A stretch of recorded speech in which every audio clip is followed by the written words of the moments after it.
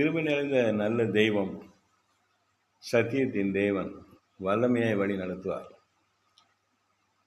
போராட்டங்கள் மனுஷ வாழ்க்கையில் போராட்டங்கள் நிறைய இருக்கு. வீணான போராட்டங்களை போராடி என்ன பண்ணுறது? நல்ல போராட்டத்தை போராடினா பலன் இருக்கும்.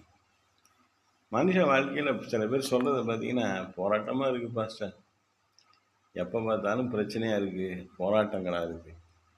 போராட்டம் என்பது ஒரு மிகப்பெரிய எதிர்ப்பை எதிர்நோக்கி மோதுறது, ஒட்டச்செறிகிறது. போராடி ஜெயிக்கணும். நல்ல போராட்டத்தை போராடணும். உலகத்தில் எத்தனையோ போராட்டங்களை இழுத்துக்கிறாங்க மனுஷங்க. தேவையில்லாததெல்லாம் இழுத்துக்கிட்டு, தனக்கு சம்மந்தம் இல்லாத இடத்துலலாம் போய் நின்றுக்கிட்டு, சம்மந்தம் இல்லாதெல்லாம் வாழ்க்கையில் கொண்டாந்து வச்சு, இது போராட்டம், எனக்கு தேவை, இது இப்படி கஷ்டப்படுறேன்னு சொல்லிக்கிறதுல என்ன அர்த்தம் இருக்குது? உங்களுக்கு எது கர்த்தர் கொடுத்துருக்கிறாரோ அதை நீங்கள் பயன்படுத்தணும். எதுவுமே நம்ம வாழ்க்கையில் வர்றது கர்த்தருக்கு சித்தமானு முதல்ல யோசித்து பார்த்தாலே பிரச்சனைகள்லாம் தானாக தீர்ந்துடும். எல்லாத்துலேயும் தலையை விடுறது, எல்லாத்தையும் இழுத்துக்கிறது, தேவையில்லாதெல்லாம் கொண்டாந்து வச்சுக்கிட்டு பயனில்லாத போராட்டத்தை போராடி என்ன செய்ய போகிறோம்? நல்ல போராட்டம் ஒன்று இருக்குது, இயேசு கிறிஸ்துவின் சுவிசேஷத்தை அறிவிப்பது. அதுக்காக வரக்கூடிய போராட்டங்களில் மிகப்பெரிய பலனை கர்த்தர் வைத்திருக்கிறார். சிலருக்கு புரியறது இல்லை. போராட்டம் சம்மந்தமில்லாதது பார்ப்பாங்க, சம்மந்தமே இல்லாத ஒரு வேலைக்கு போய் சாருவாங்க, சம்மந்தமில்லாத படிப்பில் படிப்பாங்க, பொருத்தமே இல்லாத ஒரு திருமணத்தை செய்வாங்க, பிள்ளைகளை சம்மந்தமே இல்லாமல் வளர்ப்பாங்க, பிள்ளைகளை பணம் காசுக்காக எங்கேயாவது சம்மந்தம் பண்ணி வாழ்க்கை பூரா கஷ்டப்படுவாங்க.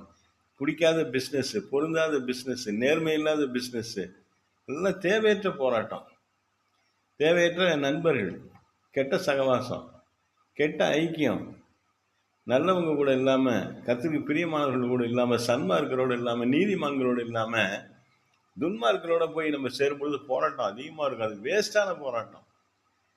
நல்ல போராட்டம் கர்த்தருக்காக போராடுவது. வாழ்க்கையில் இன்றைக்கு பாருங்கள், சம்மந்தமில்லாத போராட்டத்தில் நின்றுக்கிட்டு இருந்தால் தயவுசெய்து வாங்க, வெளியில் வாங்க. அது விடுவிக்கப்பட்டு வெளியில் வந்துடுங்க. தேவ சமூகத்தில் உட்காந்து நல்லா உங்களை புதுப்பிச்சு கொள்ளுங்க.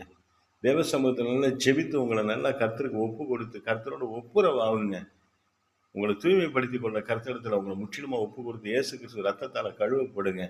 இனிமேல் நல்ல போராட்டம் இருக்கட்டும். தேவையற்ற வீணான போராட்டங்கள் உங்கள் வாழ்க்கையில் வேணாம். கர்த்தர் நாள் முழுவதும் உங்களோடு கூட இருப்பாராக. ஆமென். அல்லேலூயா.